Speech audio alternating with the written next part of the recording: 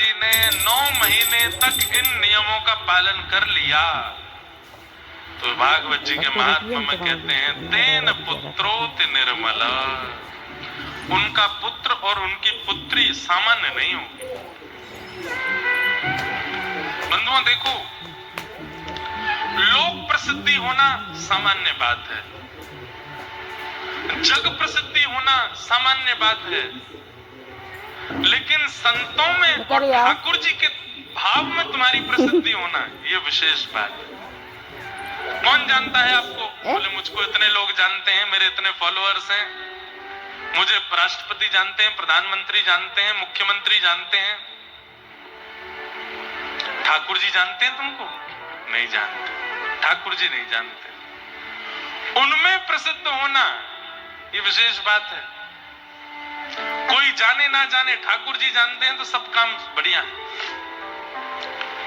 आज कबीर दास हैं, दुनिया के प्रधानमंत्री आएंगे चले जाएंगे, राष्ट्रपति आएंगे चले जाएंगे, मुख्यमंत्री आएंगे चले जाएंगे, लोग उद्योगपति आएंगे चले जाएंगे, कभी कोई देश बड़ा बनेगा, कभी कोई देश छोटा बनेगा, लेकिन कबीरदास की गाथा चलती ही रहेगी, मीराबाई के चरित्र चलते ही रहेंगे दुनिया में। सूरदास जी के चरित्रों को कोई रोक नहीं सकता, ये 1000 साल बाद भी गाए जाएंगे। क्यों? क्योंकि ये ठाकुर जी के लोक में प्रसिद्ध हैं, ये ठाकुर जी में इनकी प्रसिद्धि है। आप कहोगे महाराज जी आजकल मॉडर्न जमाना है, आजकल लोग इतना भक्तों को नहीं जानते। हम एक नाम बोलेंगे, हो ही नहीं सकता कि कोई जानता ना हो। स्वामी विवेकानंद, कौन नहीं जानता उनको? वो फिलोसफर बाद में है, बुद्धिमान बाद में है, वो भक्त पहले है। स्वामी विवेकानंद, रामकृष्ण परमहंस, कौन नहीं जानता उनको? सब जानते हैं। अगर कल लगा मुझको तो स्वामी विवेकानंद जी का भी चरित्र सुनाएंगे, कैसे वो भक्त थे, कैसे, क्योंकि आज के युवाओं को बहुत प्रेरणा मिलती है स्वामी जी के भाव से। तो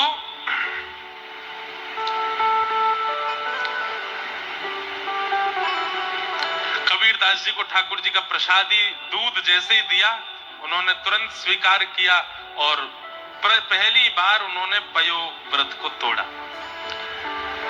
धीरे धीरे कबीरदास जी बड़े होने लगे। अब तो रोज एक हिंदू के घर से आता है प्रसादी भोग, वही पाते हैं और कुछ पाते नहीं है।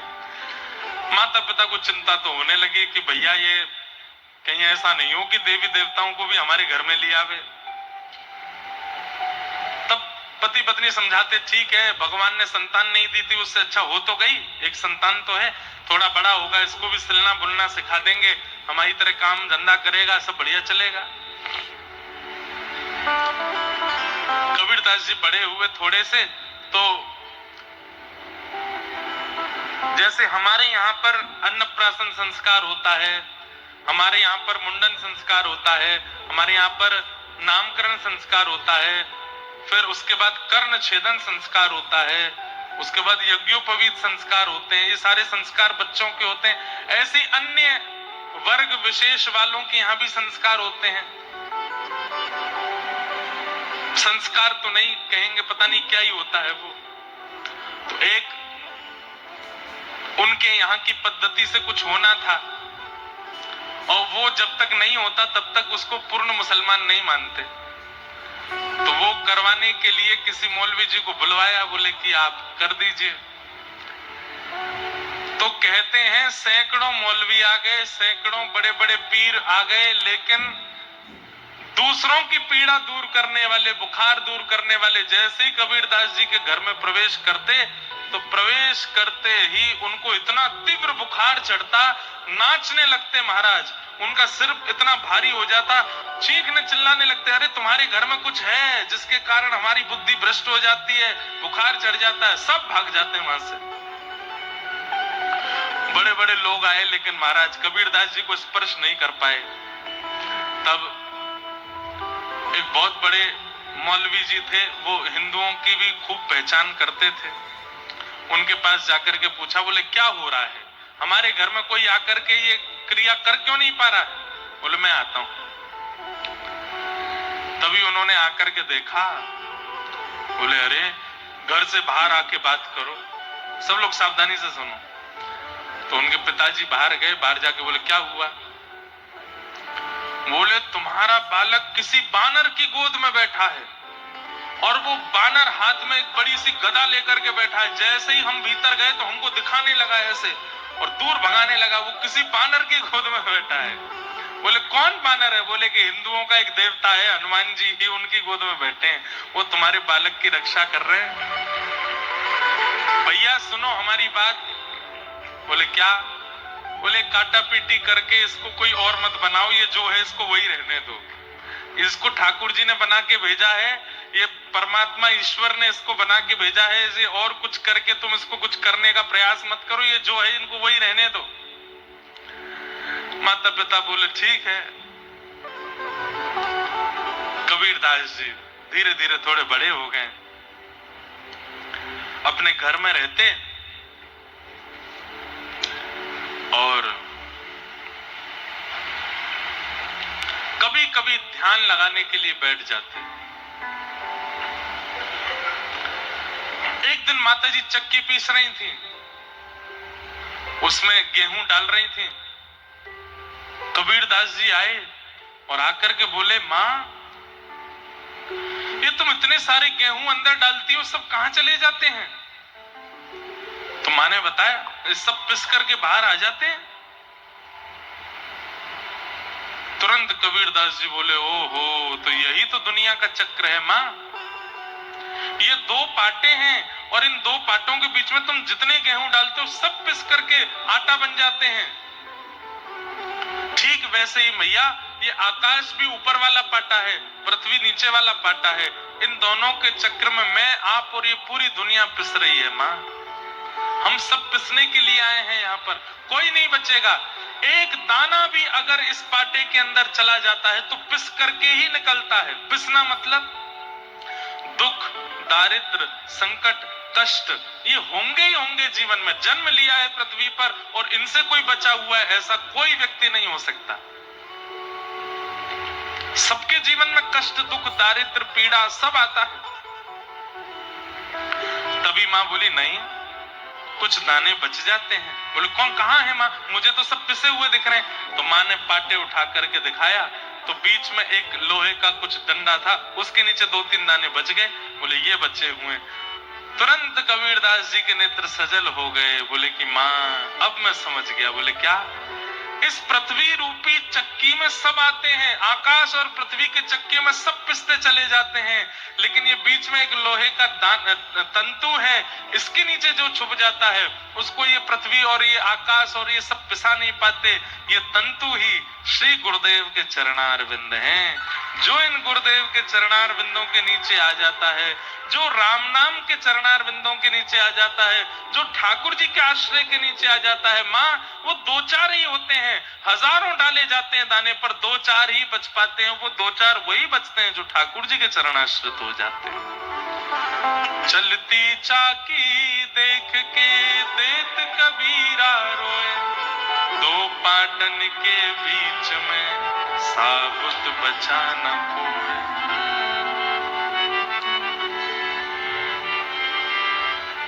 इन 2 पाटों के बीच में कोई नहीं बचा, केवल बचा तो वो जो ठाकुर जी के चरणारविंदों में,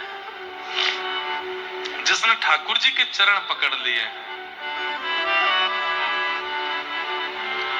मेरे तो आधार सीताराम के चरणारविंद, मेरे तो आधार सीताराम के चरणारविंद, ओ मेरे तो आधार सीताराम के चरणारविंद,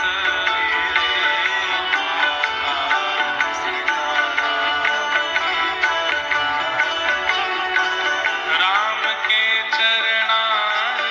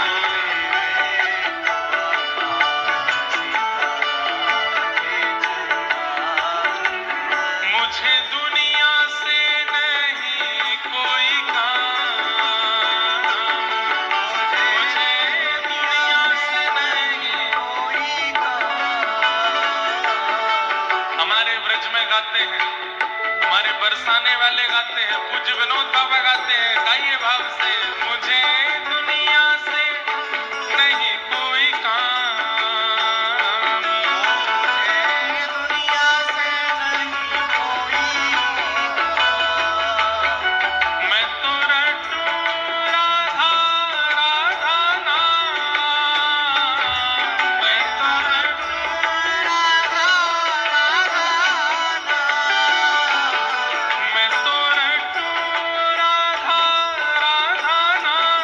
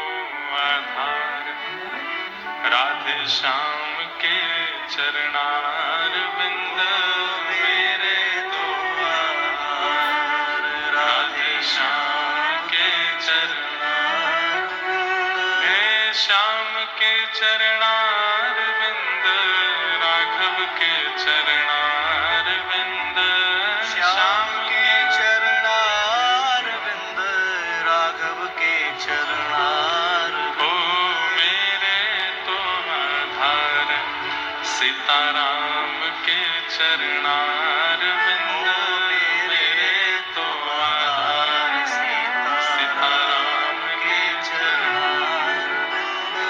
तो कबीरदास जी ने जब देखा कि सब पिस गए हैं, लेकिन जो उस चक्की के भीतर एक लकड़ी के नीचे अब छुप जाता है या आश्रय ले लेता है, उसको कोई नहीं पीस पाया। इस संसार में पिसना सबका निश्चित है,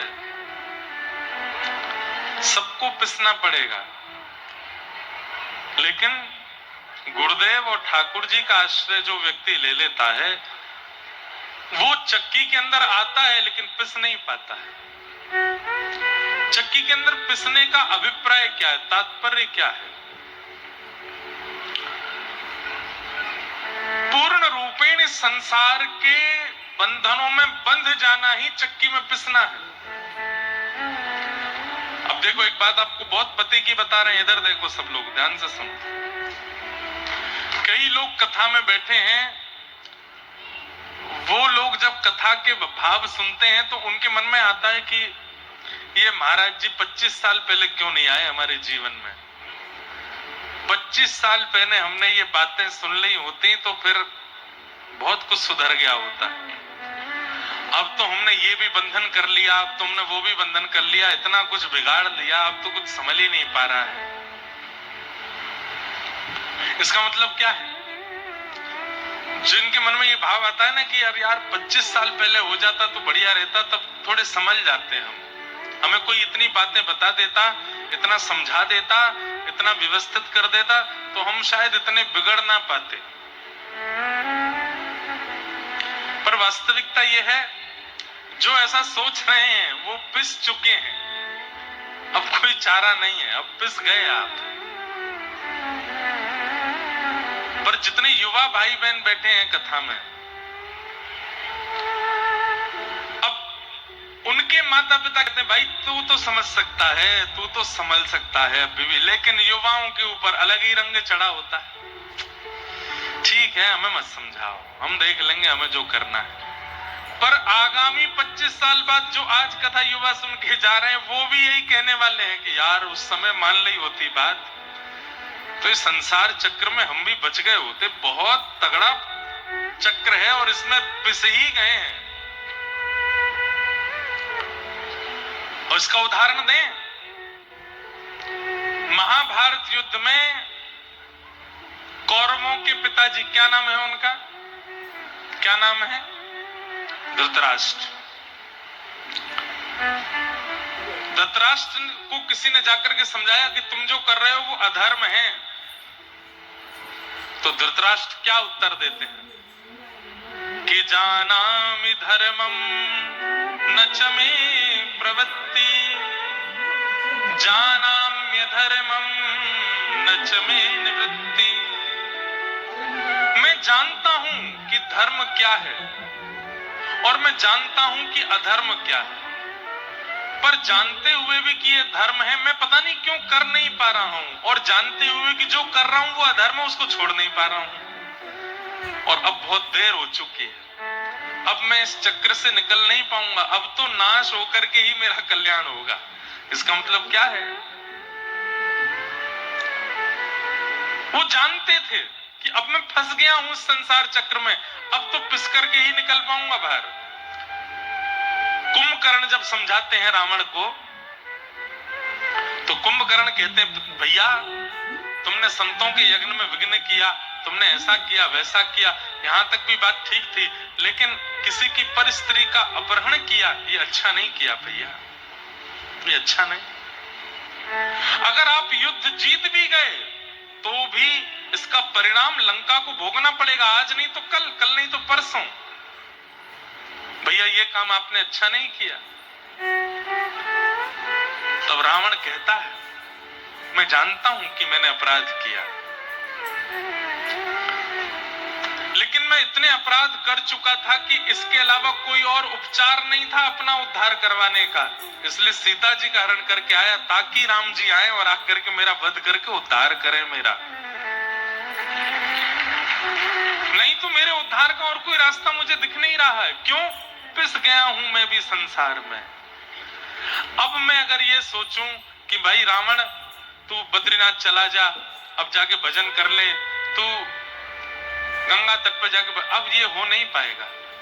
अब तो एक ही उपचार है कि मैं इतना क्रूर हो जाऊं कि ठाकुर जी को आना पड़े मेरा वध करने। तो कई लोग ऐसे हैं जिनकी आयु निकल गई हाथ से, 40, 50, 55, 60 के हो गए। कभी कभी कथा सुन के बड़े दुखी हो जाते हैं। क्यों? महाराज जी 25 साल पहले हमको किसी ने नहीं बताई ये बातें, नहीं तो हम समझ जाते। 30 साल पहले कथा सुन ली होती तो शायद हमारा जीवन परिवर्तित हो चुका होता। अब करके क्या फायदा? अब तो घर में आग लग चुकी है, अब तो घर में आग लग चुकी है, अब कुआं खोद करके क्या फायदा? अब तो फायर ब्रिगेड बुलानी पड़ेगी। और फायर ब्रिगेड बुलाकर, फायर ब्रिगेड क्या है भाई? घर में आग लगनी शुरू हो जाए और घर में कुआं ऑलरेडी है तो बुझाया जा सकता है, लेकिन घर में आग लगनी शुरू हुई, तुम कुआं खोदना शुरू करो तो जल के राख होगा वो। तब तो फायर ब्रिगेड ही बुलानी पड़ेगी। वो क्या है? अंत राम कहीं आवत नहीं। अब तो उम्र निकल गई भैया, अब बदल नहीं सकते। अब तो एक ही प्रयास करो कि अंतिम श्वास में राम नाम निकल जाए मुख से, अंतिम क्षण में भगवान नाम, अंते नारायण स्मृति, वही आपका उद्धार कर पाएगा। पर युवाओं के पास, बालकों के पास अब भी समय है, वे सुधर जाएं, अपने विचारों को, अपनी क्रियाओं को, अपनी मनस्थिति को पवित्र कर लें, अपने आहार विहार आचरण को शुद्ध कर लें। मैं ऐसा नहीं कहता कि वो कॉलेज के फंक्शन, यूनिवर्सिटी के जो बड़े बड़े फेस्ट होते हैं उनमें जाओ, बाहर से सबको ऐसे दिखाओ कि भाई तुमसे ज्यादा संसारी कोई नहीं, पर अंदर से परम वैष्णव रहो, परम भक्त रहो, शुद्ध आचरण, शुद्ध बुद्धि का पालन करो।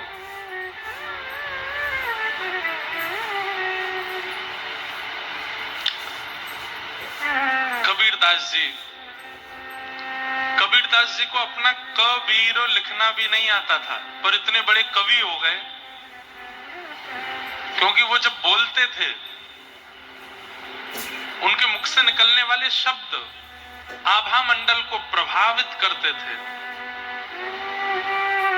और उसी को सुन सुन करके लोगों ने कबीरदास जी की पंक्तियों को लिख दिया दुनिया में।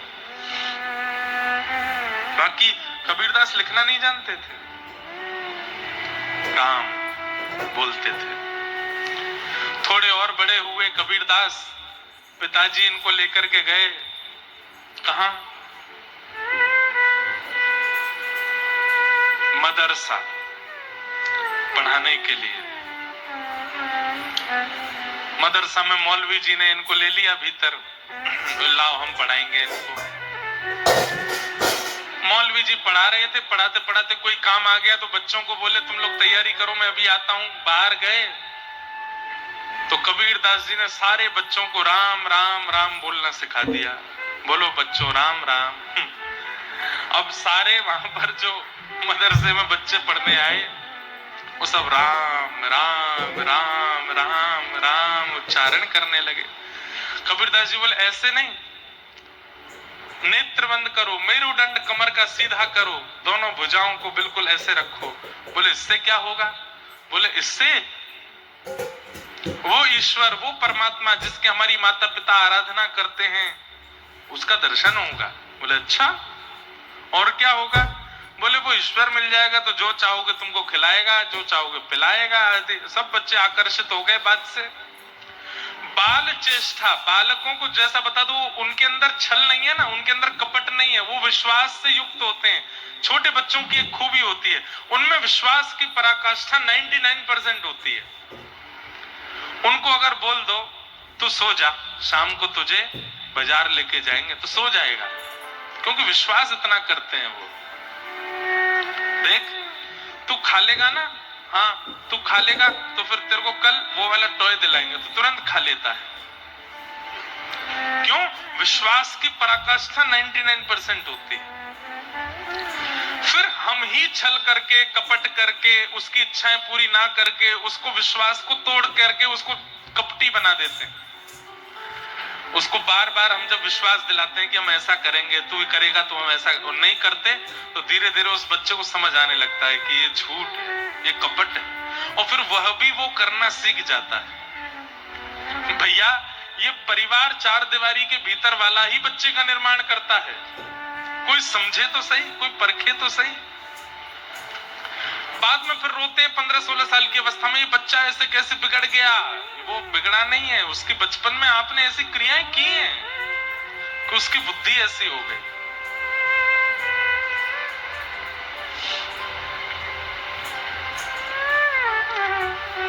बाल चेष्टा, छोटे बालक जब समझने वाले होने लगते हैं ना, 1-2-4 वर्ष के, उस समय जितना हो सके आध्यात्मिक चर्चाएं उनके सामने करो, ठाकुर जी की चर्चाएं सुनाओ।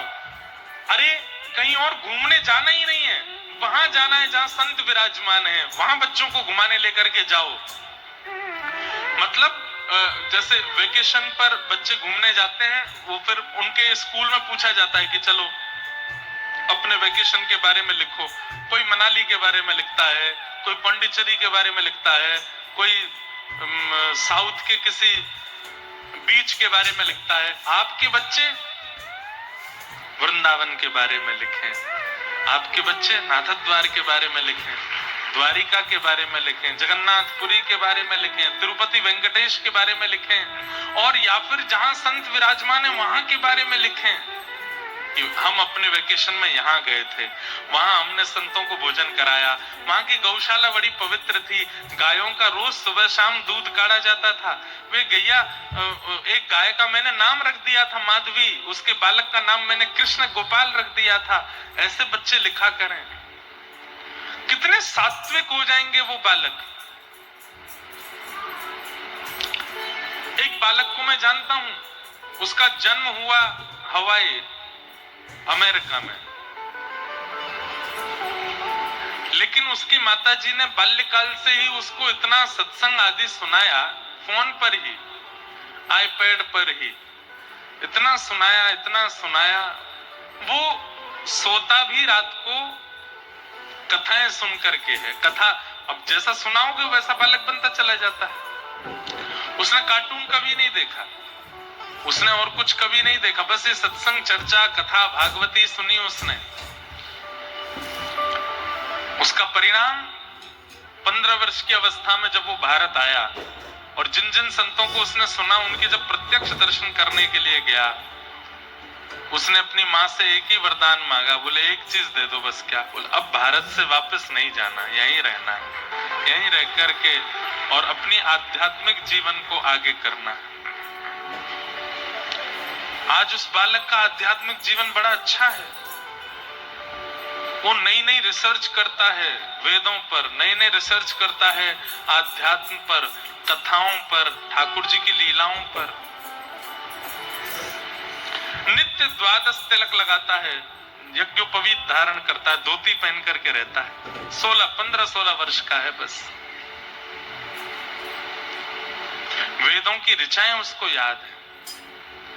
उसके पीछे कारण केवल और केवल बाल अवस्था से जो उसने सुना, जो उसने देखा, ऐसे विषम देश में रहने के बाद भी उसका इतना सुंदर निर्माण हो गया। तो बाल चेष्टा। कबीरदास जी तो भगवान के द्वारा भेजे गए भक्त हैं, इसलिए उनके निर्माण की आवश्यकता नहीं है। चिते चिताएं आते हैं मोर, तो कबीरदास तो चिते चिताएं हैं। कल 3 प्रकार के भक्तों की चर्चा और करूंगा मैं, जो ठाकुर जी के द्वारा भेजे जाते हैं, जो यहाँ आकर के स्वयं बन जाते हैं, या जो पूर्व जन्म के कृत्य से इस जन्म में भक्त होते हैं। उन तीनों की चर्चा कल मैं करूंगा, कैसे कैसे होते हैं। उससे ये पता चलेगा हम कौन से हैं, हम भेजे गए हैं कि पूर्व जन्म के कारण हैं, या इस जन्म में ही हम बन रहे हैं, ऐसा कुछ भाव। तो कबीरदास जी ने जाकर के सारे बालकों को राम राम सिखा दिया। थोड़ी देर बाद मौलवी जी आए, आकर के बोले, हाँ जी सब बालकों, जो तालीम हमने तुमको दी सुनाओ। सब बालक बोले राम राम राम राम राम राम राम राम, जय सिया राम, जय श्री राम, जय सिया राम। उछल उछल के नाचने लगे, कीर्तन करने लगे।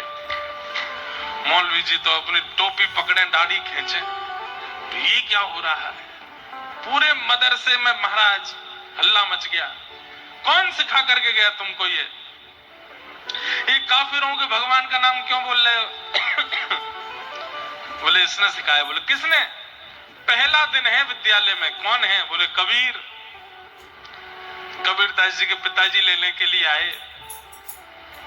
मौलवी जी पहले ही बाहर ही खड़े थे कबीर का हाथ पकड़ के। पिताजी बोले क्या बात है आप?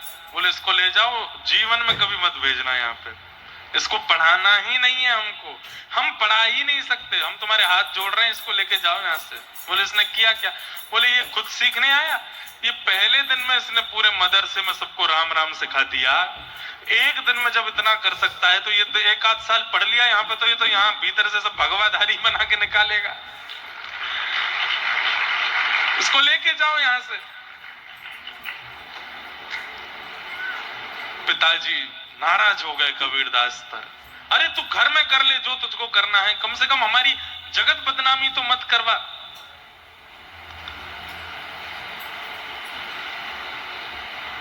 घर में आके मां ने समझाया, खूब डांटा। बोले क्यों करता है तू? तुझे क्यों नहीं समझ में आता? ये अच्छी बात नहीं है जो तू कर रहा है। कबीरदास के नेत्रों में आंसू आ गए। बोले कि आप दोनों मेरी एक बात सुन लीजिए, मैं इसके बाद स्पष्टीकरण नहीं दूंगा। क्या?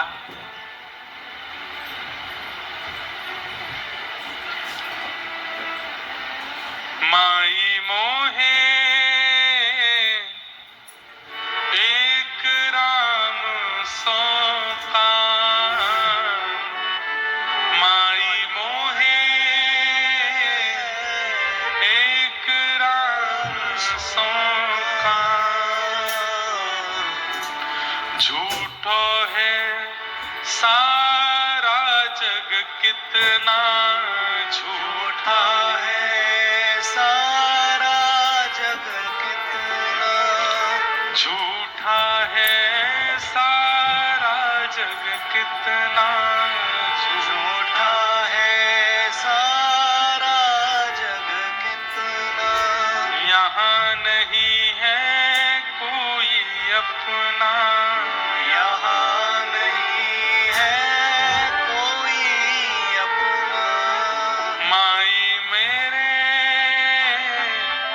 एक राम सो काम, माई मेरे एक राम सो काम। जब कबीरदास जी बोलने लगे, खड़ी खड़ी इनकी मां रोने लगी, और वो बात मुख से निकलने लगी जो कभी कोई मां अपने बालक के लिए नहीं सोच सकती। क्या? ये 2 अक्षर तेरे मुख से निकलते हैं तो मेरे मन में आता कबीर कि तू मर क्यों नहीं जाता, तू जीवित क्यों है? ऐसा बालक क्यों है हमारे घर में जो ऐसी बात करता है?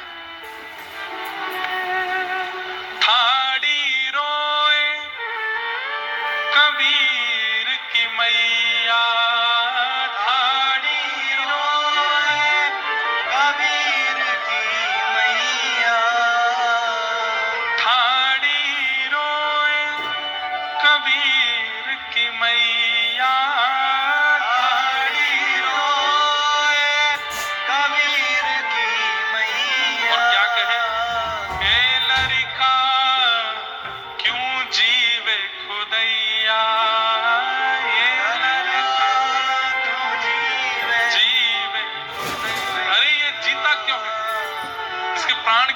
रह जाते। इसके बचपन से अब तक सब ऐसे कारनामे करता है, राम बचता है। इसके पास कोई मौलवी आने में डरते हैं, क्यों? कहते हैं कोई बानर की गोद में बैठता है। अरे कुछ भी खाता पीता नहीं है, हिंदुओं के घर से उनके देवताओं को भोग लगा करके लाओ, वो खाता है, वही पीता है। कहत कबीर सुनो री मैया, कहत कबीर सुनो।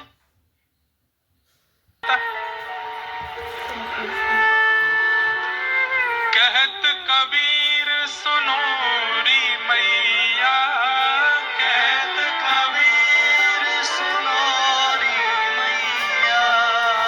देवन हारा त्रिभुवन राय, देवन हारा त्रिभुवन राय। अरे मैया, मेरे चित्त में कौन बैठा है? बोले त्रिभुवन राय। राय कहते हैं राजा को। इस त्रिभुवन का राजा मेरे चित्त में बैठा है। उससे बड़े बड़े देवता हार गए, तो आप तो एक मैया हो बस। वो जिसके चित्त में बैठ जाते हैं उसकी विजय निश्चित है मां। मेरे चित्त में राम बैठे, अब वो नहीं जाएंगे यहां से।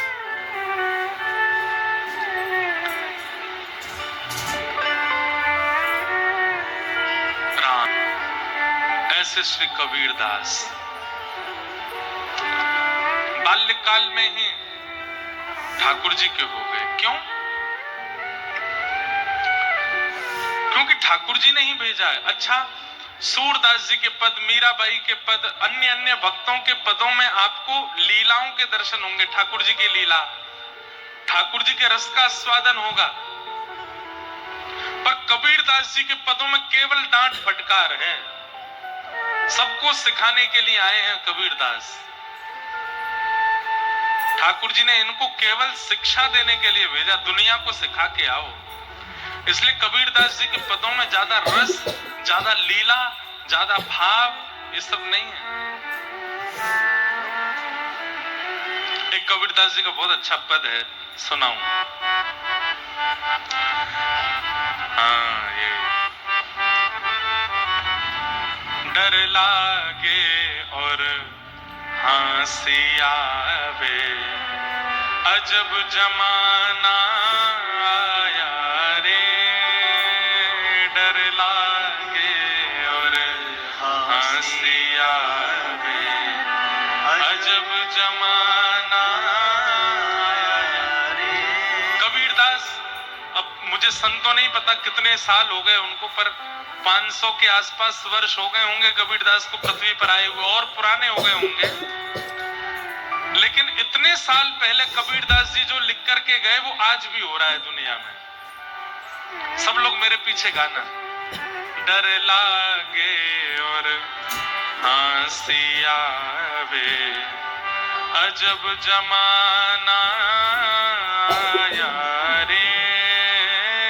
डर लागे और हंसी आवे, अजब जमाना आया रे।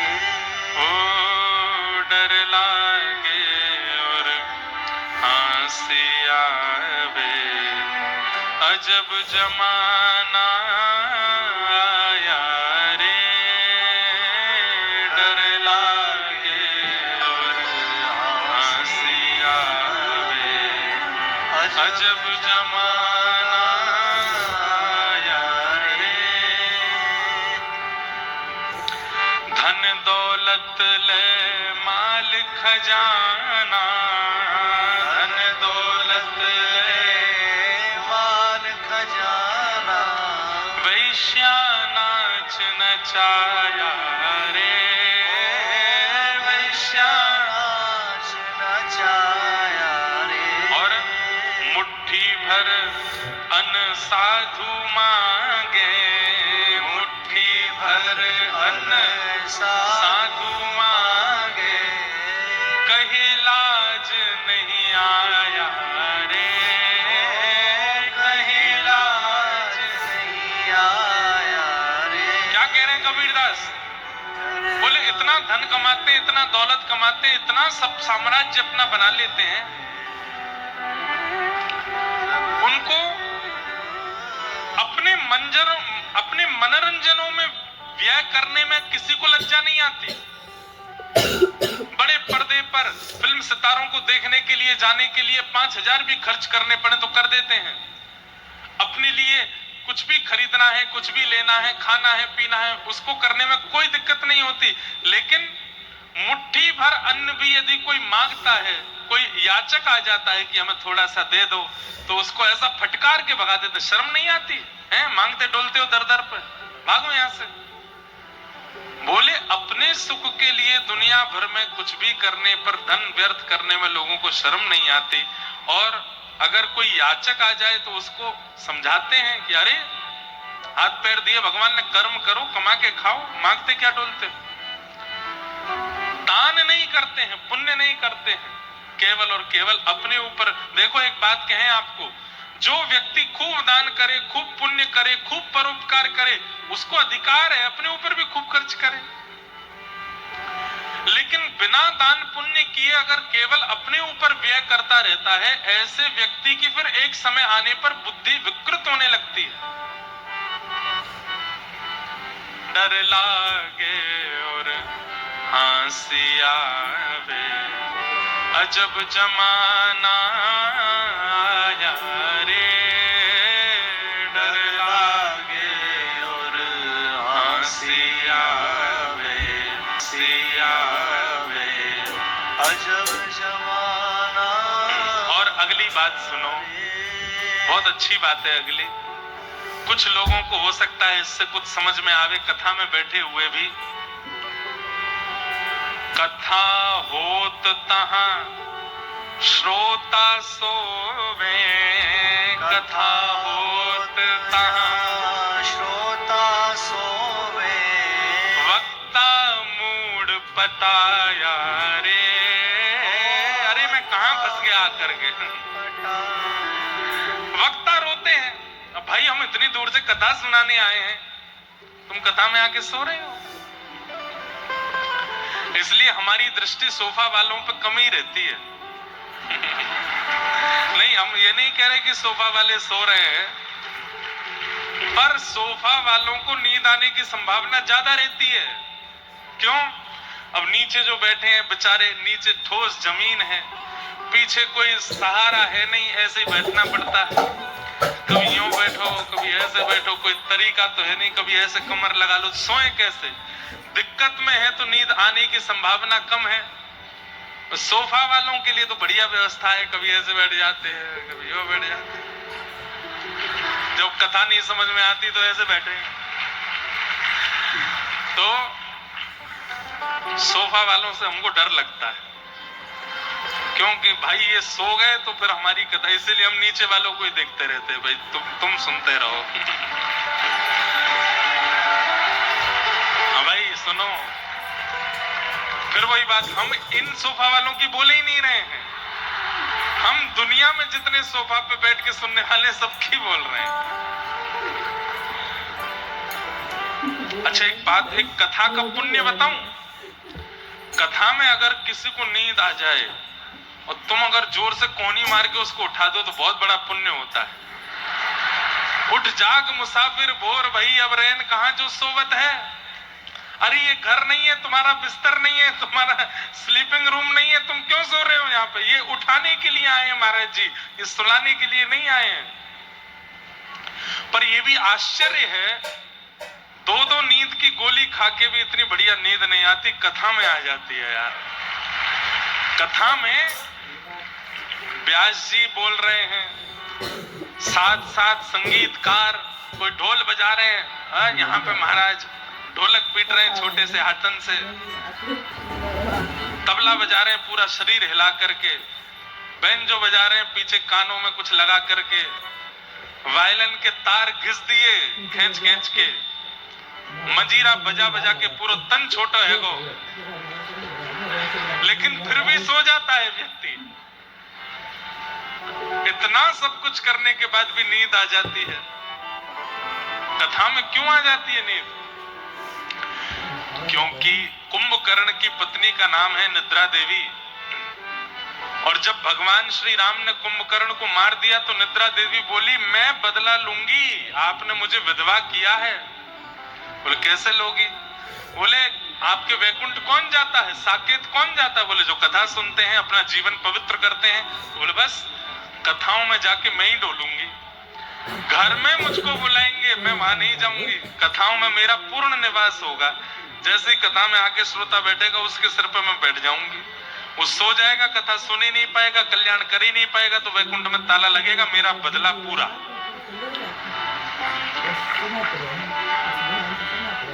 भगवान बोले हम भी तुमसे बदला ले लेंगे क्या? हम व्यास जी से किपा देंगे कि जो सोए उसके बगल वाला अगर कोनी मार के उठाए तो उसको पुण्य मिलेगा।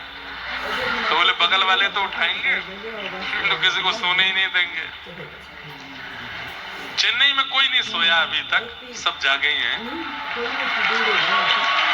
वैसे एक बात बोले, हमारी कहीं भी कथा होती है सोने वाले लोग कम ही आते हैं, पर 2-4 लोग हैं उनकी आदत ही बन गई है, 25 साल से कथाओं में सो ही रहे हैं, तो वो तो सो ही जाते हैं, पर उनका क्या करें।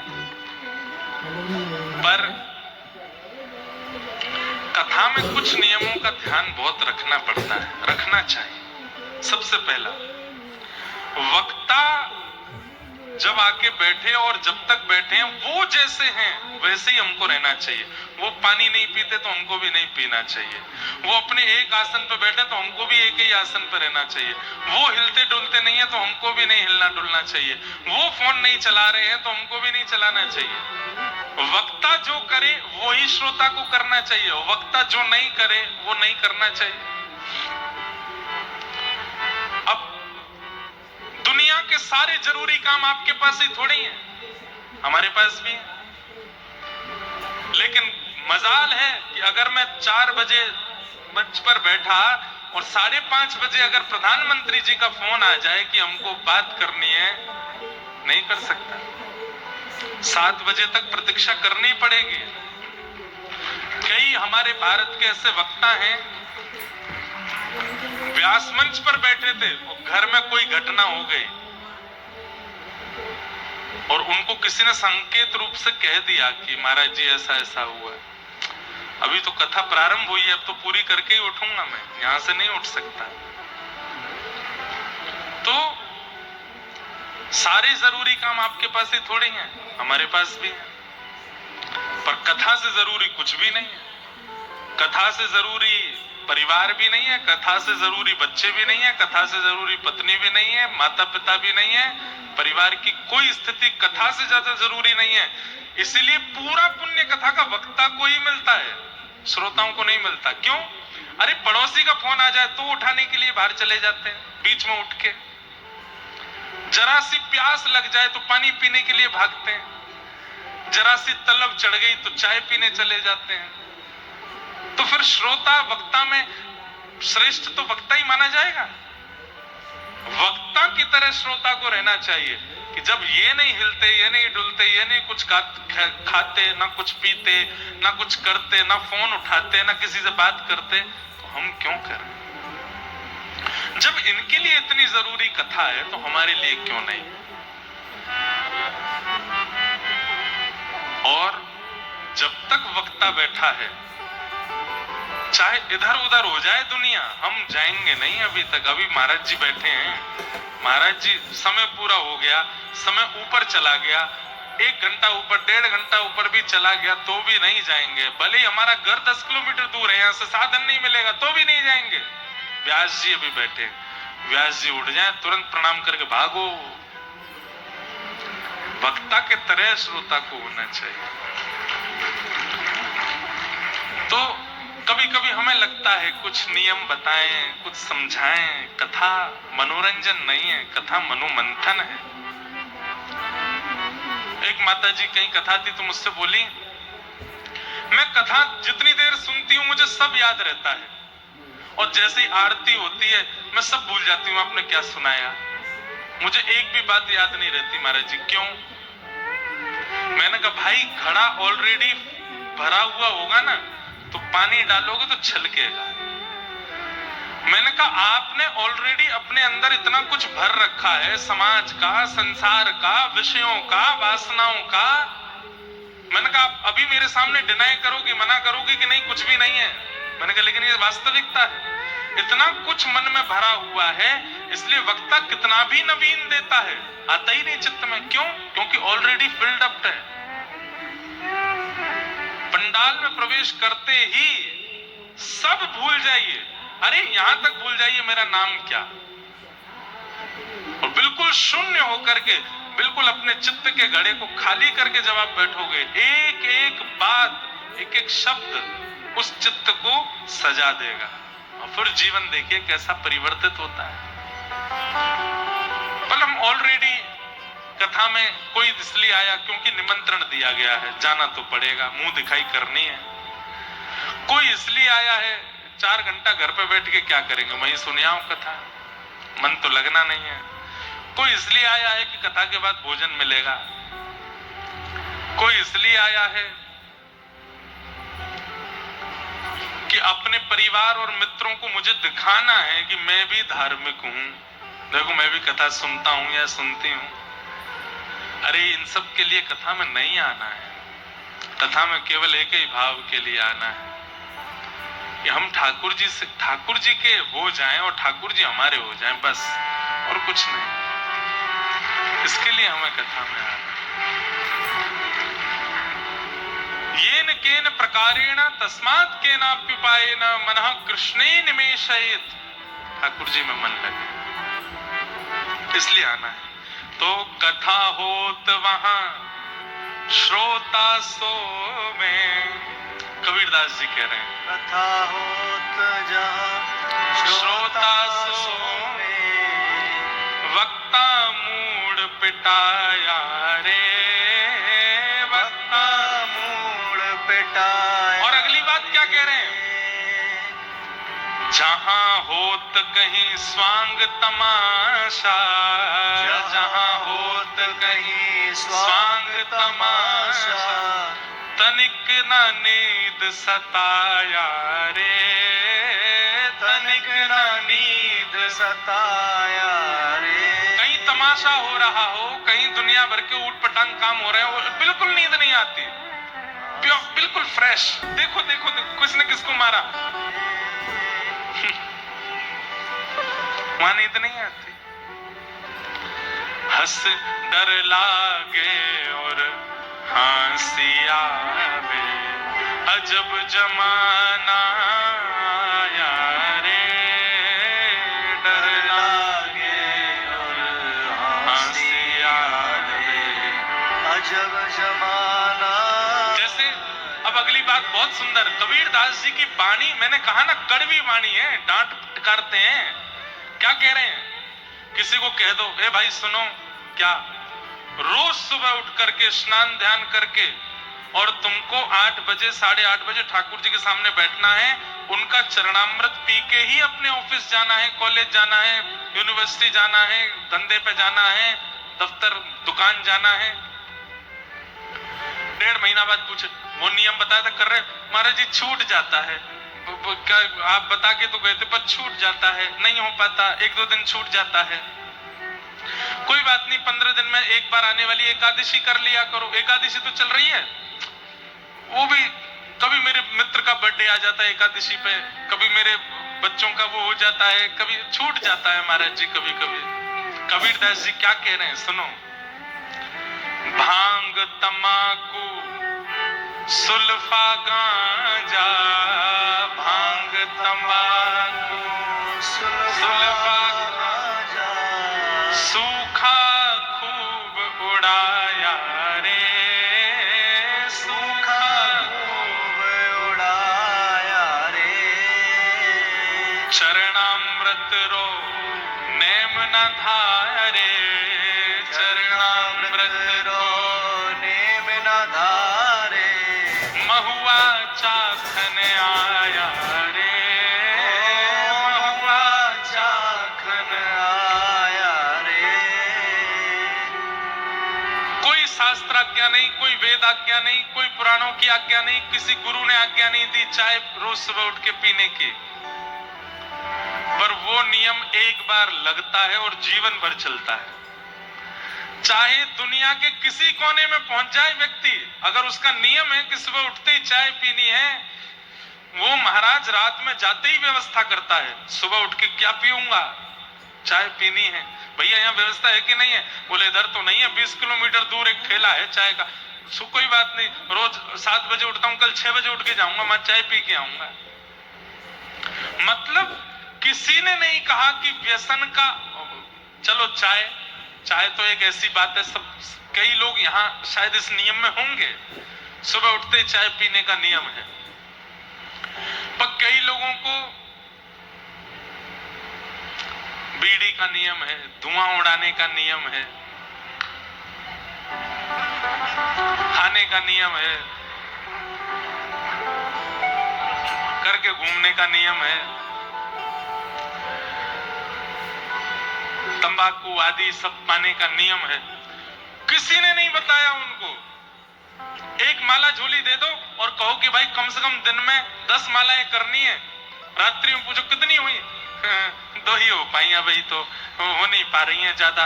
और खुद जेब में 10-10 पैकेट तंबाकू के लेके घूम रहा है, वो भी खत्म हो जाते हैं आधे दिन में, और रात्रि तक आधे पैकेट और आ जाते हैं। बीड़ी सिगरेट के डिब्बे एक दिन में खत्म हो जाते हैं। किसने बनवाया वो नियम? किसी संत ने नहीं बताया, किसी गुरु ने नहीं बताया, किसी पुराण में नहीं लिखा। उसको करने में तुमको कोई दिक्कत नहीं हो रही है।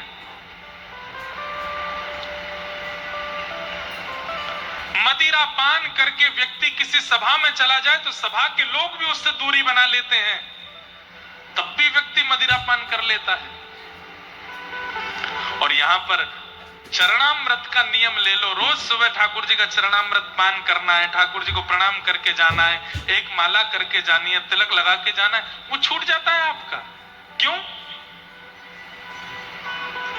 चरणामृत राने मुना धारे, चरणामृत राने में ना धारे, महुआ चाखन आया रे, महुआ चाखन आया। ये महुआ बड़े लोग यहाँ जानते होंगे कि पूर्व जमाने में जब पीला पानी नहीं मिलता था, रात्रि में पीते हैं जो लोग, तब महुआ, एक मध्य प्रदेश छत्तीसगढ़ साइड में खेती होती है, एक महुआ करके एक फल होता है, वो पेड़ से गिर जाता है, उसी को सड़ा करके उसके रस से एक मद्यपान बनाया जाता है, उसको पीने से मदिरा का काम होता है। तो पुराने समय में लोग इसको ही बीन करके और मदिरा बनाते थे। उसी के लिए कबीरदास जी कह रहे हैं, इन नियमों को धारण करवाने के लिए कोई आज्ञा नहीं देनी पड़ती, लेकिन फिर भी आज्ञा। सिगरेट बीड़ी पीने वाले लोग कथा नहीं सुन पाते, क्यों? कथा आधे घंटे बाद सुनते सुनते सुनते जेब में बैठी हुई वो 3 इंच की सिगरेट बोलने लगती, चल बाहर चल, थोड़ा मुझे मेरी चुस्की लेकर के आ जा। तुरंत जाता है। सब आयोजक, अभी आता हूं, 5 मिनट में आता हूं। गए कहीं कोने में, वहां जाकर के बीड़ी सुल्फा उड़ा रहे हैं, फिर आए करके बैठ गए। अरे भैया, हर आधा घंटे में ये मन क्यों नहीं चिल्लाता कि चल मन, थोड़ा राम नाम जप ले, थोड़ा भजन कर ले, थोड़ी देर कथा सुन ले। ये आपका मन विषयों के प्रति भागता है, दौड़ता है, नाम के प्रति इसकी इच्छा क्यों प्रकट नहीं होती? इसीलिए कबीरदास ने 500 साल पहले लिखी हुई बात आज भी घटित होती है।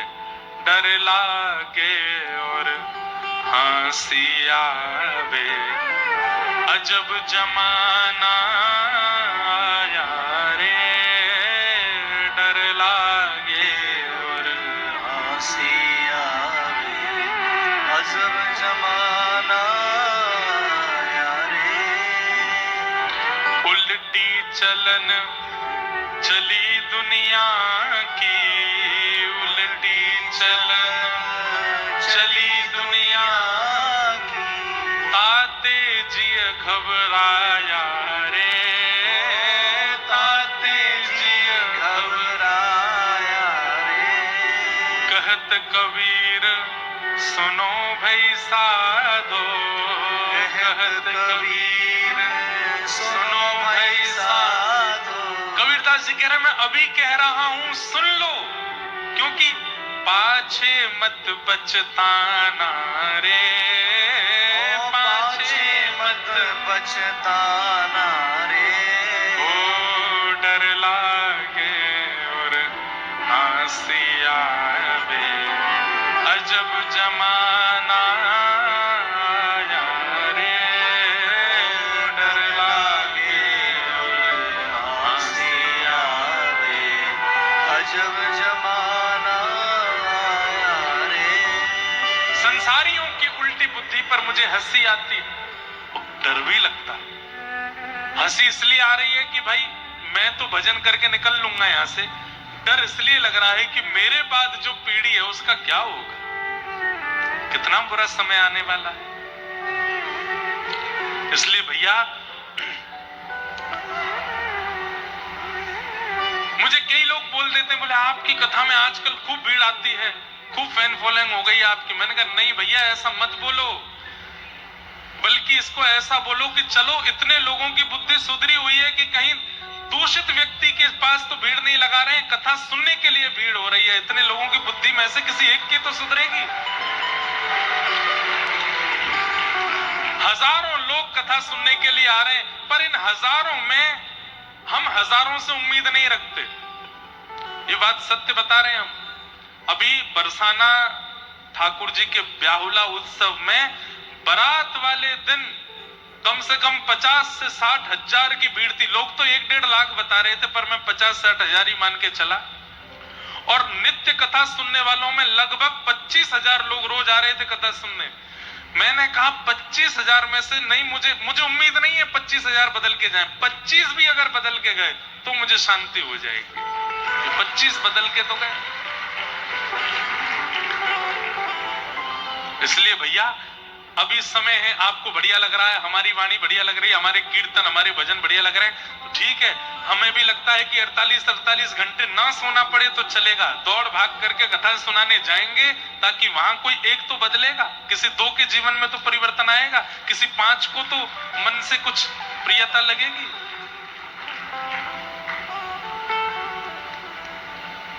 डर लागे और हंसी आवे, अजब जमाना आया रे, डर लागे और हंसी आवे, अजब जमाना आया अब रे। इसके आगे कबीरदास जी के संग क्या हुआ ये कल सुनाएंगे। बाकी मधु पंडित जी के गोपीनाथ जी कैसे प्रकट हुए वो भाव सुना देते हैं, क्योंकि कल हमने कहा था कि सप्त निधियों में से श्री गोपीनाथ जी कैसे प्रकट हुए वो विषय हम सुनाएंगे।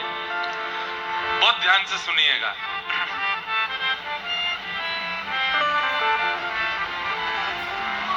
श्री चैतन्य महाप्रभु, अरे लाला रुक जा नेक तो रुक जा, ये पूछ रही के लौठा, खाए खाए भय सुलौठा। ये ब्रज के भाव हैं, इनको पहले अच्छी तरह समझ तो लो ये है क्या। और ये जय जयकार करना चाहिए जब बिल्कुल विश्रांति हो रही हो, क्योंकि इसमें पूरे उत्साह के साथ बोल देते हैं विश्राम हो गया, अब इसके बाद फिर घर को निकलो। और प्रारंभ से ही बोल रहे हैं तो मैं कहता हूं कोई नहीं, अच्छा है, पर पूरा भाव समझना सुनना बहुत जरूरी है। ध्यान से सुनो क्या बता रहा था मैं। गोपीनाथ जी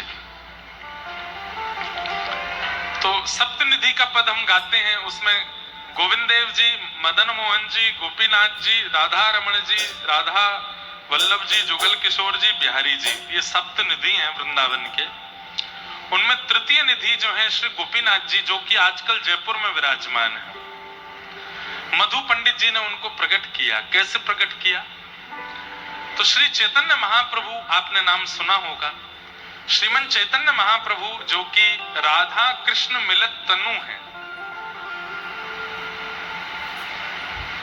अब चैतन्य चरितामृत तो पूरा नहीं सुना पाऊंगा, लेकिन थोड़ा संक्षेप में कह देता हूं कि राधा कृष्ण दोनों ने ही एक साथ एक ही रूप में अवतार लिया। वो श्री चैतन्य महाप्रभु हैं, जिनका अंग तो गौर है लेकिन मन कृष्ण है।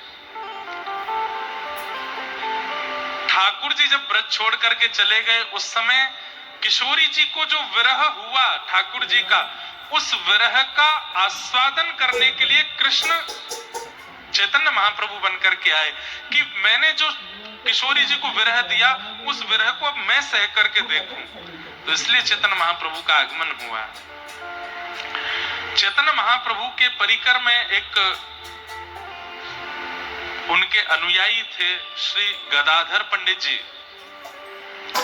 और गदाधर पंडित जी का नियम था कि वो रोज भागवत जी सुनाते थे चैतन्य महाप्रभु को। और गदाधर पंडित जी के शिष्य थे मधु गोस्वामी, मधु पंडित, जिन्होंने गोपीनाथ जी को प्रकट किया। तो चैतन्य महाप्रभु नित्य कथा सुनते थे, और आपकी मेरी तरह कथा नहीं होती थी। कथा ऐसी होती थी कि गदाधर पंडित जी संस्कृत में श्लोक बोलते थे और चैतन्य महाप्रभु वही सुन के समझ जाते थे। हिंदी व्याख्यान नहीं करना पड़ता था, या फिर वो बंगाल में थे तो बंगला व्याख्यान नहीं करना, संस्कृत में बोलते थे, महाप्रभु जी समझ जाते थे। जैसे श्रीमद् भागवत जी का प्रथम श्लोक हम आप सब लोग श्रवण करते हैं, जन्माद्यस्य यतोऽन्वयादितरतश्चार्थे स्वविज्ञस्वराट् तेने ब्रह्म हृदय आदि कवये मुह्यन्ति यत्सूरयः तेजो वारिमृतां यथा विनिमयो यत्र त्रिसर्गो मृषा धाम्ना स्वेन सदा निरस्तकुहकं सत्यं परम धीमहि। प्रथम श्लोक। अब मैं जब तक व्याख्या नहीं करूंगा तब तक आपको समझ नहीं आएगा, पर महाप्रभु जी, चैतन्य महाप्रभु बस ये श्लोक सुना सुनते ही रोने लगते। क्यों? उनको तुरंत भाव समझ में आ जाता था। तो महाप्रभु जी रोते और कथा सुनाने वाले गदाधर पंडित जी भी रोते थे। तब गदाधर पंडित जी ने अपने शिष्य मधु पंडित जी को आज्ञा दी कि कथा सुनाते समय इतना रोना आता है, और जब रोना आता है ना तो हमारे नेत्रों से आंसू निकलते हैं, उस समय नासिका से भी जल निकलता है, तो कहीं वो अश्रु, वो जल भागवत जी को और महाप्रभु जी को स्पर्श ना हो, इसलिए तुम्हें कपड़ा लेकर के बैठा करो, मेरे आंख के आंसू पहुंचते रहा करो, मेरी नासिका को पहुंचते रहा करो, मैं कथा सुनाता रहूं। अब इस पराकाष्ठा को कौन समझो, कितना रोते होंगे। कहते हैं कि मधु पंडित जी को समझ नहीं आती थी कथा, वो तो बैठ करके केवल आंसू पहुंचते थे, और 15-20 मिनट की कथा के बाद ये स्थिति होती थी कि जो जिस वस्त्र से आंसू पहुंच रहे होते थे उस वस्त्र को निचोड़ना पड़ता था, तो उसमें से इतना जल निकलता था, इतना रोते थे, इतनी विरह भावना, इतनी भाव दशा।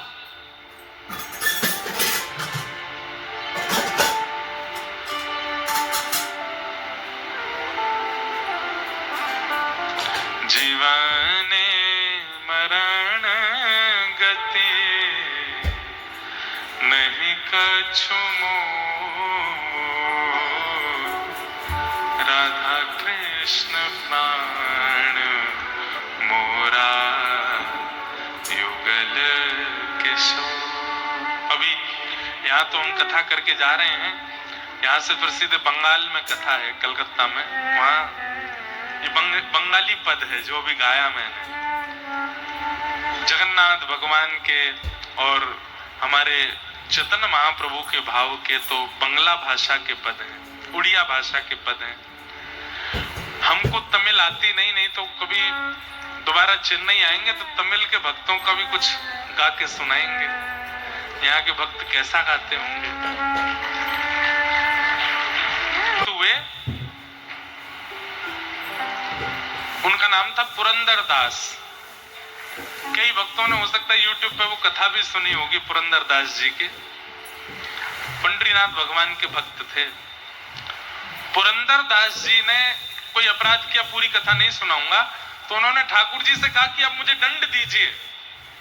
आप रूप बदल के मेरी दुकान पे आए, मुझसे दान मांगते रहे और मैं मना करता रहा, मैंने बहुत बड़ा अपराध किया, अब मुझे दंड दो। भगवान बोले कोई दंड नहीं। बोले नहीं, एक दंड तो दो।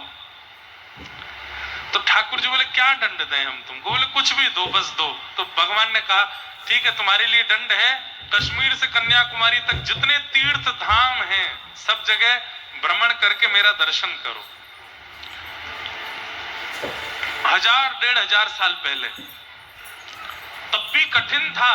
लेकिन पुरंदरदास जी बोले ये दंड है कि कृपा है? ये दंड नहीं है नाथ, ये तो आपने कृपा कर दी मुझ पे कि आपने आज्ञा की कश्मीर से कन्याकुमारी तक सारे तीर्थों में घूम के आओ, ये तो कृपा है, मुझे दंड चाहिए। तब भगवान ने उनको दंड क्या दिया? बोले ठीक है, तो एक दंड है। बोले क्या?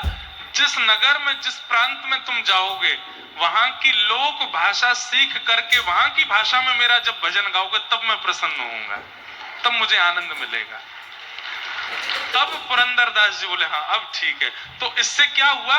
पुरंदरदास जी जिस नगर में जाते, जिस प्रांत में जाते, पहले तो महीना 1.5 महीना वहां की भाषा सीखते, और वहां की जब भाषा आ जाती तब वहां की भाषा में पद लिखते, पद लिख करके फिर ठाकुर जी का दर्शन करते, और फिर वहीं की भाषा का पद गा करके ठाकुर जी को प्रसन्न करते। सालों तक पुरंदरदास जी ऐसे ही भारत में भ्रमण करते रहे। तो कभी कभी हमको पुरंदरदास जी से लगता है कि हमें भी ये सीखना चाहिए। ठाकुर जी ने हम पर भी कृपा की है कि हमको पूरे भारत में घूमने का अवसर मिलता है, पूरे विश्व में जाने का अवसर मिलता है। तो कम से कम जहां ठाकुर जी विराजमान है वहां की भाषा सीख करके वहां की भाषा में ठाकुर जी का गुणानुवाद गाएं। तो हम उड़िया में गा लेते हैं, बंगाली में गा लेते हैं, पंजाबी में गा लेते हैं, हिंदी में गा लेते हैं, और मराठी में गा लेते हैं, और कौन सी गा लेते हैं? वो मराठी, हाँ गुजराती में गा लेते हैं, मारवाड़ी में गा लेते हैं, मारवाड़ी में गा लेते हैं।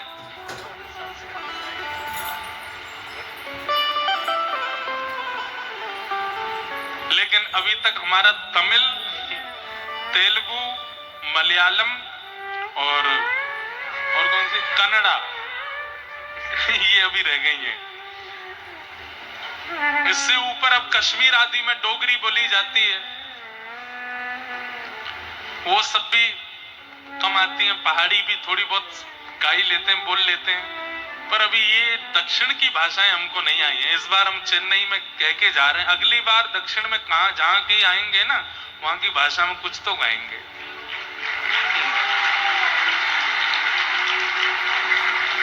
अब यहाँ की भाषा में कुछ गाते हैं तो समझ तो बिल्कुल भी नहीं आता।